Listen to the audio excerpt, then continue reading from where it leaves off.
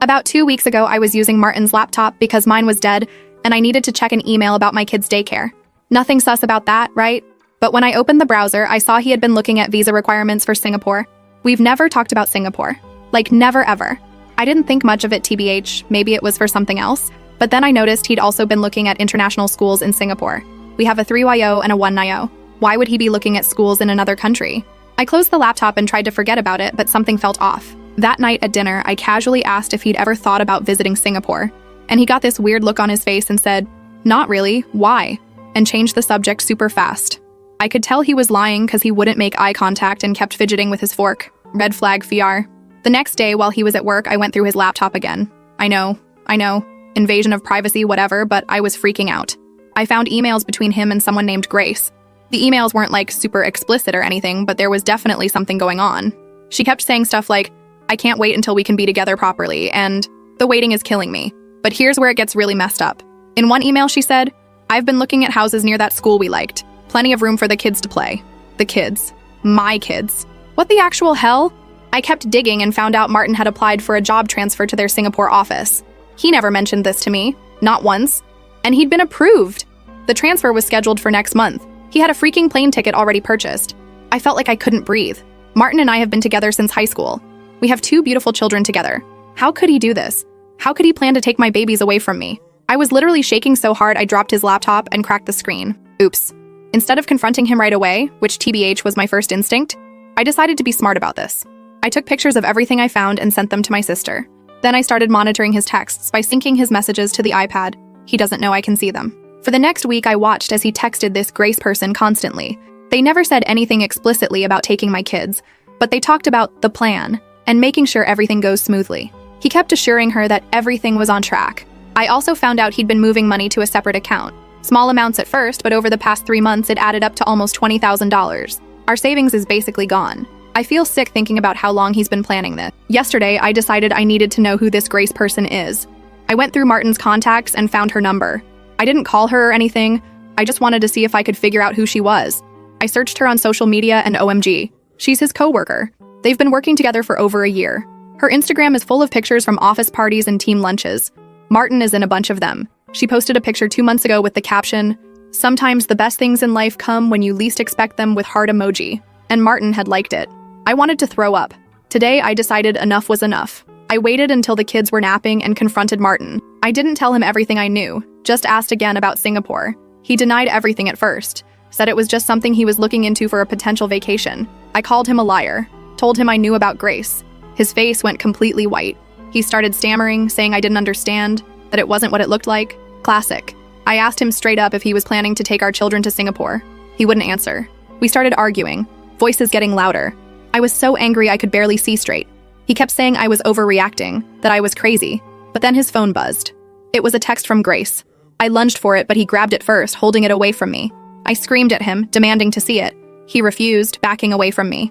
I followed him into the kitchen, still yelling. He was trying to delete the message when I grabbed his arm. He shoved me away, hard. I stumbled backward and hit the counter. That's when I saw it. On the kitchen counter was a manila envelope. It was partially open, and I could see passport photos of our children inside. Martin saw me looking at it, and his eyes went wild. He lunged for the envelope just as I did. We both grabbed it at the same time and started wrestling for it. Papers flew everywhere. I saw flight itineraries, passport applications, custody documents, everything laid out in black and white. His plan to take my babies away. I screamed and tried to gather the papers, but Martin grabbed me by the hair and yanked me backward. I broke free and ran for the kitchen drawer where we keep the big knife. First update. So I guess I'm back with part 2, and honestly, if you read my first post, buckle up, because if you thought that was wild, this is going to be even more of a mess. I'm still not sure I'm processing any of this right, but at least now I know I'm not crazy, just surrounded by people who apparently lost their damn minds.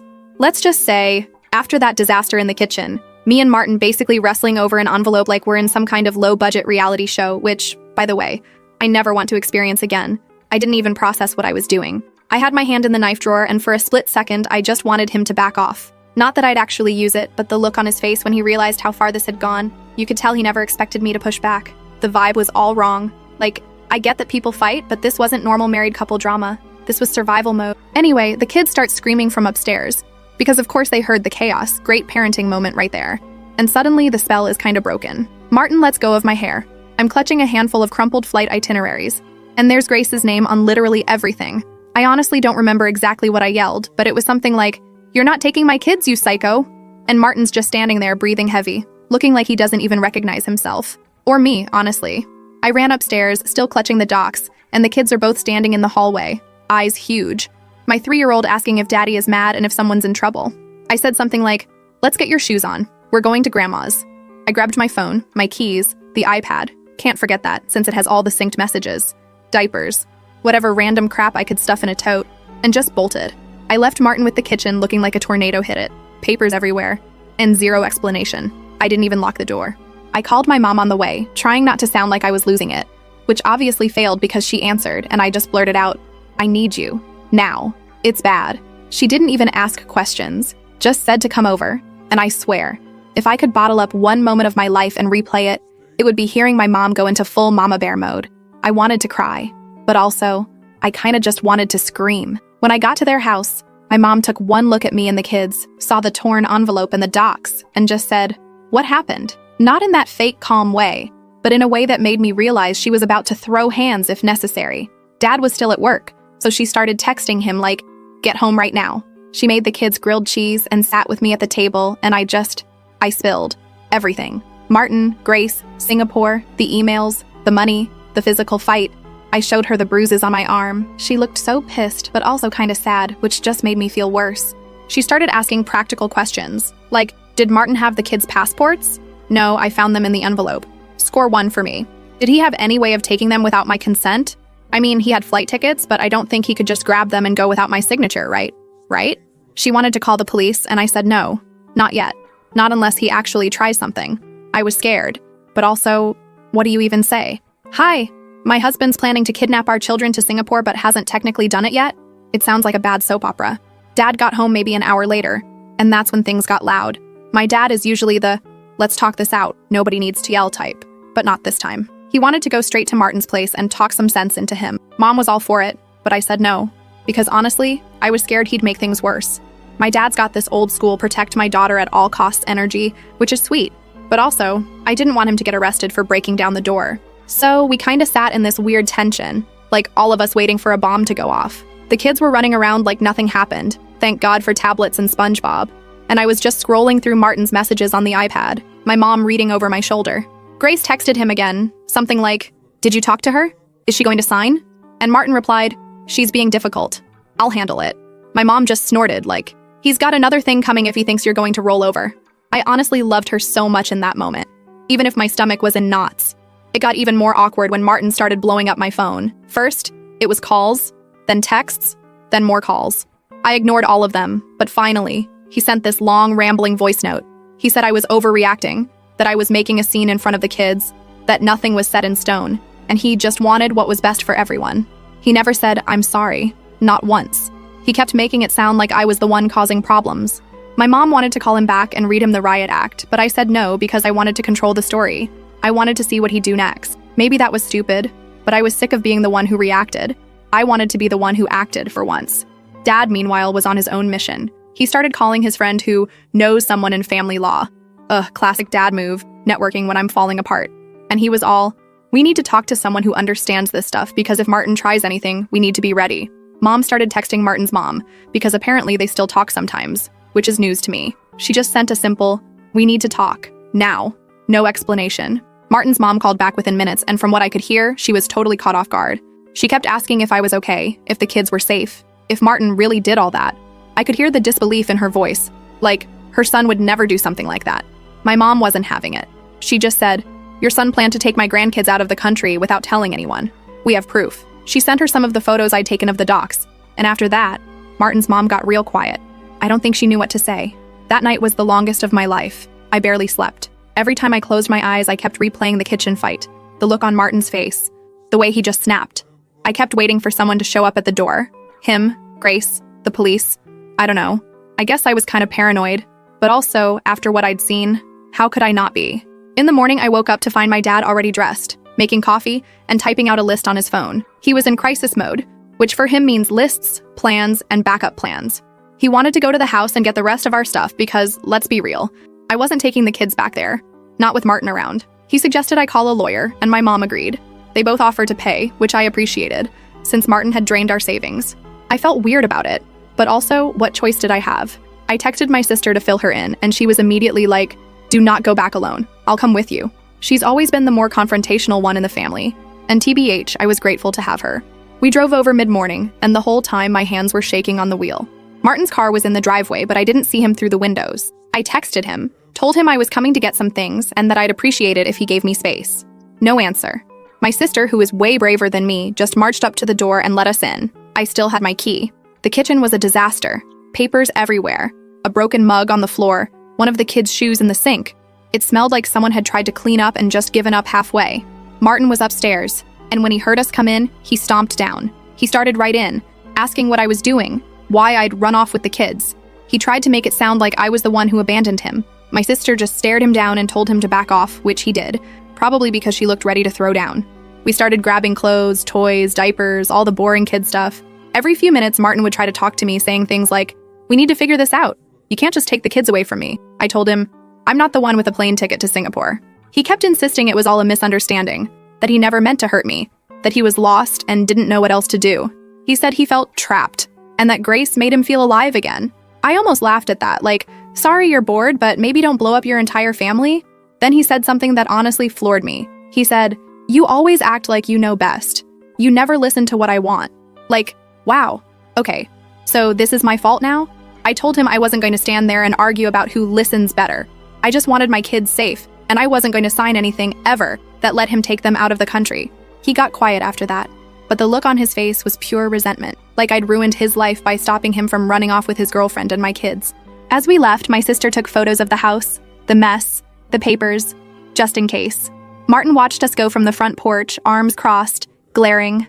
Back at my parents', Dad was waiting with info from his lawyer friend, who basically said Martin couldn't take the kids out of the country without my permission. But if he tried, it'd be a huge, messy legal thing. He said to watch out for Martin trying to get me to sign something just for travel or whatever, and to keep all the passports and docs somewhere safe. So of course my mom immediately put everything in a lockbox in her closet. She's not playing around. A few hours later, Martin's mom showed up at my parents' house. I was honestly dreading it, but she came in looking 10 years older, holding a big Tupperware of soup. She sat down and just asked, "Is this really happening?" I showed her the emails, the flight info, the money transfers. She got so quiet, just shaking her head. She said she never thought Martin could do something like this. Then she started crying, which, yeah, that sucked. My mom hugged her, and for a weird moment, it felt like we were all just lost together. Martin called while she was there, but she ignored him. She said she needed time to process and that she'd talk to him when she was ready. She even offered to stay the night in case I needed backup. I didn't say no. The kids loved having their grandma around, and NGL, I kinda did too. That night, I got a text from a number I didn't know. It was Grace. Just her name popping up made me want to throw my phone into the street. She said, "I'm sorry for everything. I never meant for it to go like this. Please don't blame Martin. He's not himself." Like, excuse me? I didn't reply. I didn't even know what to say. The next day, my dad got a call from Martin, demanding to see the kids. Dad told him that wasn't happening until we talked to a lawyer. Martin got mad, said he'd call the cops, said I was kidnapping our children. Dad just laughed and told him to go ahead. So, now I'm sitting here, at my parents' kitchen table, watching my 3-year-old build a tower out of soup cans, my 1-year-old drooling on the iPad, and my mom and Martin's mom whispering in the living room about what to do next. My dad is making another list, and Martin is probably stewing in his own mess, wondering how it all went so wrong. I know we're just getting started, and TBH, I'm scared about what comes next. But for now, at least, the kids are safe, and I've got my family behind me. Second update. Okay, Reddit, here we go again. I'm not even sure where to start this time because it's been a whole new level of weird, tense, and straight up exhausting.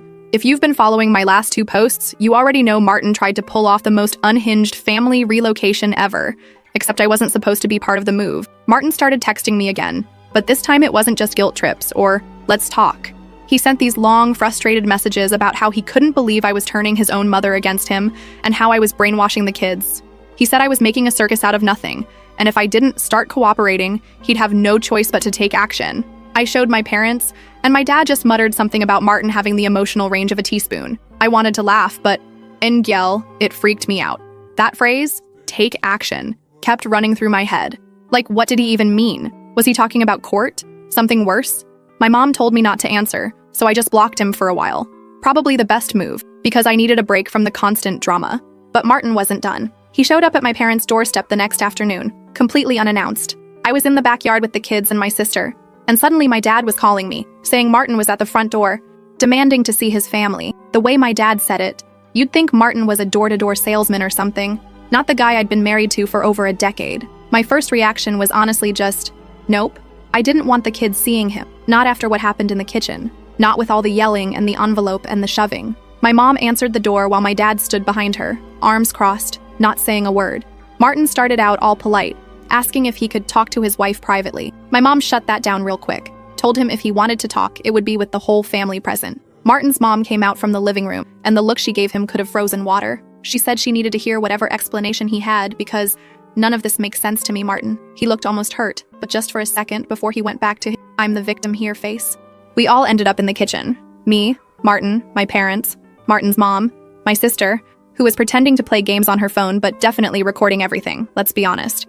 The kids were in the other room with headphones and snacks, which I guess is the modern version of go play outside while the adults talk. Martin started with this big sigh, said he never meant for things to get so out of control, that he only wanted what was best for everyone, and that he felt like I'd blindsided him by running off with the kids and turning everyone against him. He said he didn't have a choice, that he'd been unhappy for a long time, and that I wouldn't listen whenever he tried to talk about how he felt trapped by our routine. He even tried the I'm sorry if you felt hurt non-apology. My mom cut him off, said, you could have just talked to your wife. You didn't have to make plans behind her back or try to take her children away. Martin got defensive, said I'd never let him have a real conversation, and that every time he tried, I'd shut him down or change the subject. I honestly don't remember that. But maybe I was just tired of hearing about how everything was my fault. Martin's mom tried to get him to see reason. She told him she didn't even recognize him anymore, that the Martin she knew would never try to sneak his kids out of the country. He just shook his head, said he was desperate and thought it would be easier to start over somewhere new, with someone who actually cared about him. I almost snorted, because if Grace is the answer to his problems, then I guess I dodged a bullet. But whatever.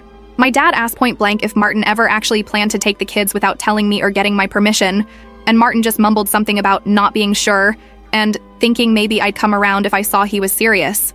That's when I realized he really did think I'd just go along with his plan if he pushed hard enough. Like, in his mind, I was supposed to just hand over my kids and move to Singapore because he'd already bought the tickets.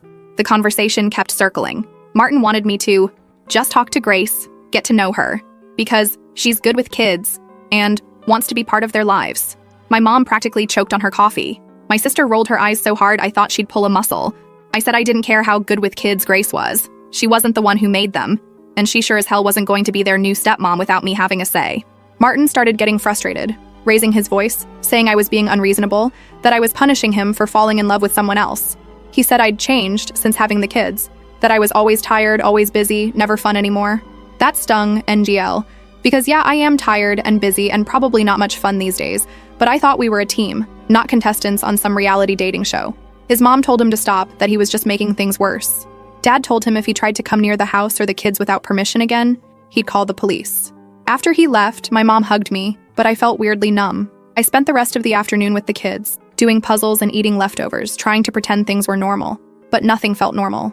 Every time my phone buzzed, I jumped. Every time a car drove past the house, I checked to make sure it wasn't Martin coming back. A few days later, things escalated again. I got a letter from a lawyer, Martin's lawyer to be specific, saying he wanted joint custody and permission to relocate with the children internationally, should the opportunity arise. I showed it to my parents and my dad went off. He called his own lawyer friend who said not to sign anything and to start preparing for a real custody fight. So, I did the thing I'd been dreading. I met with my own lawyer. Thank you, Mom and Dad, for fronting the cash because Martin had drained our savings. The lawyer was blunt. Martin couldn't take the kids out of the country without my signed consent, but he could make things difficult in 100 other ways. She said to keep documenting everything. Texts, emails, even the stuff his mom and my sister had witnessed. She also told me not to engage with Martin directly, and to let everything go through lawyers from now on. Martin, of course, did not stick to that plan. He started showing up at the kids' daycare trying to see them, even though the staff knew to call me if he showed up without warning. One morning, I got there, and the manager pulled me aside, said Martin had been waiting outside, asking questions about our schedule. She asked if everything was okay, and I just said, "We're going through some stuff. Please don't let him pick them up unless I say so." She wrote it down, made me sign something. I guess that's how you know it's real, when you have to sign paperwork just to keep your own husband from taking your kids. Meanwhile, my parents' house was starting to feel like a weird mix of safe haven and pressure cooker. My dad was stressed, my mom was tired, my sister was always on her phone texting her friends about the drama. My 3-year-old started having nightmares, waking up crying for daddy, which broke my heart. I tried my best to keep things calm, but some days I just wanted to run away myself. Martin's mom was still staying with us, but you could tell she was torn. She loved her son, but she also loved her grandkids, and she kept apologizing for not seeing this coming. I didn't blame her, but it was weird having her around all the time. Sometimes I'd catch her crying in the laundry room. Then, out of nowhere, Grace messaged me again. This time, it was a long, rambling wall of text about how she never wanted to break up a family and didn't realize how complicated things would get. She said she just wanted Martin to be happy, and that maybe if I gave her a chance, we could all figure out a way to make this work. I didn't even answer. What was I supposed to say? Sure, let's all move to Singapore and braid each other's hair? No thanks. My lawyer kept pushing me to get a formal custody order in place, so Martin couldn't just show up and take the kids whenever he felt like it. I dragged my feet, partly because I hated the idea of turning my whole life into paperwork, partly because I was still hoping Martin would just snap out of it and realize what he was doing. But the more he pushed, the less I trusted him. He started sending me screenshots of other people's messages saying things like, "Everyone thinks you're overreacting," and "You're making me look like a monster." I recognized some of the names, mutual friends, a couple of his cousins, but I also knew he was cherry-picking. I started second-guessing myself, wondering if maybe I was being too harsh, if maybe I was the one making things worse. But every time I thought about giving in, I remembered the envelope, the flight tickets, the way he grabbed my arm in the kitchen. I couldn't let myself forget. One night, my dad and Martin's mom got into a heated argument at the dinner table. Dad was frustrated. He wanted to protect me and the kids, but he also hated having so much tension in his house. Martin's mom said he needed to try harder to see things from Martin's perspective, that he's not evil, just lost. My dad snapped, said, "Lost doesn't mean you get to drag everyone else down with you." It got awkward, and my mom had to step in, trying to smooth things over. I just wanted to disappear. Meanwhile, the kids were getting more clingy, especially my 3-year-old, who started acting out at daycare and refusing to go to sleep without me in the room. The 1-year-old was teething again, because of course she was. So between the legal drama, the family tension, and the constant sleep deprivation, I was running on fumes. But I kept moving, because what else can you do? People kept telling me I was so strong, but honestly, I just didn't have another option. A few days later, my lawyer called to say Martin had filed a motion for emergency visitation, claiming I was withholding the children and alienating them from their father. I swear, every time I thought things couldn't get worse, Martin found a new way to surprise me. The court set a date for a temporary hearing, and suddenly everything felt real in a way it hadn't before. My parents started making lists of what I needed to bring, what evidence to print, who could vouch for where the kids had been. It was like prepping for battle, except the enemy used to kiss me goodnight and bring me coffee in the mornings. The night before the hearing, Martin texted me, not about the kids, but about the house. He wanted to know when I was going to come get the rest of my crap, because he needed space. He said he was staying at Grace's place now, and that he'd changed the locks. I guess that was supposed to hurt my feelings, but mostly I just felt relief. The house wasn't home anymore. My home was wherever my kids were safe. The hearing itself was a blur. Lawyers talking, documents being passed back and forth, Martin sitting across from me with Grace by his side. She didn't say a word, just stared at her shoes the whole time. The judge asked a ton of questions, mostly about the kids, our living situation, why Martin had bought those tickets, why he hadn't told me about the job transfer. Martin tried to spin it like he was just planning for the future, that he always intended to include me, but the judge wasn't buying it. My lawyer laid everything out, emails, texts, the fight in the kitchen, the daycare incident. The judge said there was enough concern to warrant a temporary order. Martin could see the kids, but only in public, supervised, and only if I agreed to the date and time in advance. So here we are now, with a court order in place, the kids' passports locked away, and Martin sulking at Grace's place, still texting me about how unfair this all is. My 3-year-old has started drawing pictures of 2 houses, one with me, one with Daddy, and that lady with the glasses. I guess that's Grace. Do I think Martin's done? Not a chance. Final update. All right, Reddit, here we go. Final round, or at least I hope to God it is. I swear, if you'd told me last month that my biggest worry would be whether the kids had clean socks for daycare, I would have believed you. Instead, I'm splitting my life between my parents' guest room, tense court hearings, and supervised playground visits where everyone is pretending this is just a rough patch. If you've stuck with me so far, thanks, because this has been the wildest, messiest, most exhausting saga of my life, and I wouldn't have believed half of it if someone else told me. So, after the court put that temporary order in place, things got weirdly quiet for like a whole week. Martin kept texting, but it was mostly this mix of, "When can I see the kids?" and "You're making this harder than it needs to be." I never replied directly, just forwarded everything to my lawyer. He also kept trying to talk to my mom, which, NGL, was hilarious because she started screening every call, and the few times she picked up, she'd just tell him to talk to his own lawyer or hang up. My dad joked that the house needed a no drama sign on the porch, but let's be real, nobody was laughing. Martin's mom was still staying with us, and it was tense, but not for the reasons you might think. She was super quiet, helping with the kids, but she started asking a lot more questions about what Martin was like at home, if I'd noticed him changing lately, if he was under pressure. She didn't want to take sides, but you could tell she was struggling. One night, after everyone else was asleep, she told me she blamed herself for not seeing how unhappy he'd been, and that maybe if she'd pushed him to talk more, things would be different. I didn't know what to say, honestly. I just said, "He's not the only one who's unhappy now." She actually laughed at that, in a sad kind of way. The first supervised visit was at this weird little play cafe in town, the kind with overpriced coffee and a ball pit that smells like feet. My mom came with me because, let's be real, I wasn't about to do this alone. Martin was already there when we got there, sitting at a table with 2 drinks and a plastic dinosaur for the kids. He tried to act like everything was normal, but you could tell he was nervous. My 3-year-old ran to him, but the 1-year-old clung to me like a spider monkey. Martin tried to pick her up, but she just buried her face in my shoulder. He kept trying to make conversation, asking about the kids' favorite shows, if they'd been to the park, if they missed their old room. I answered, but only in the most basic way, like I was filling out a survey. My mom didn't even bother pretending to be friendly. She just sat there, scrolling through her phone, making it clear she was there to supervise, not socialize. Halfway through, Martin tried to talk to me about moving forward. He said he wanted to find a solution, that he deserved a fresh start, that things could be better for everyone if we just let go of the past. I asked him if letting go of the past meant forgiving the part where he tried to take my kids across the world behind my back. He just stared at the floor, didn't answer. My mom cleared her throat, and Martin gave up.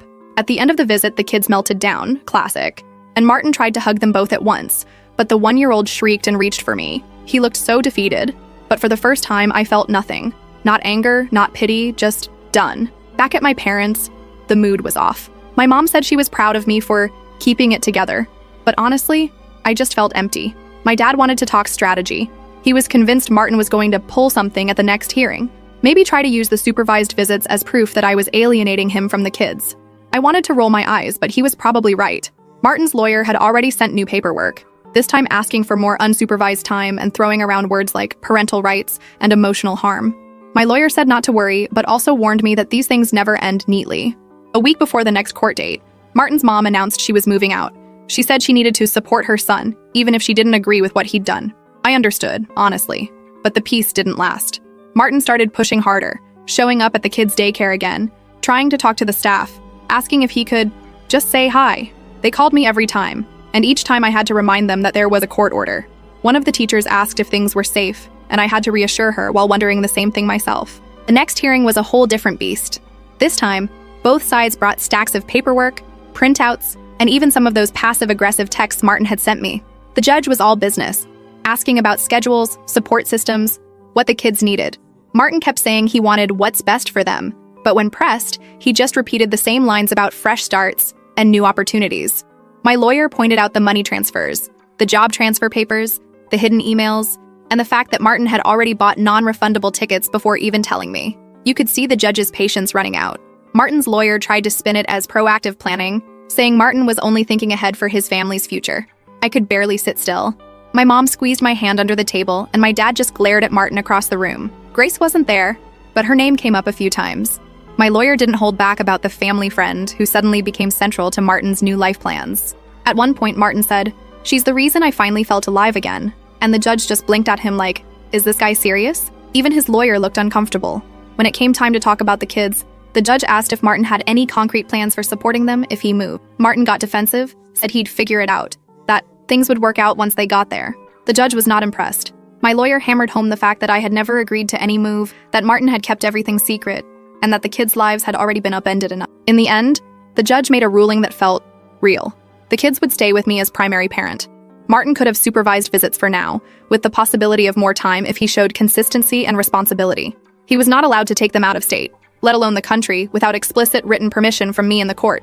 The judge said, "This is about stability for the children, not new adventures for the adults." Martin looked like he'd been punched, but didn't argue.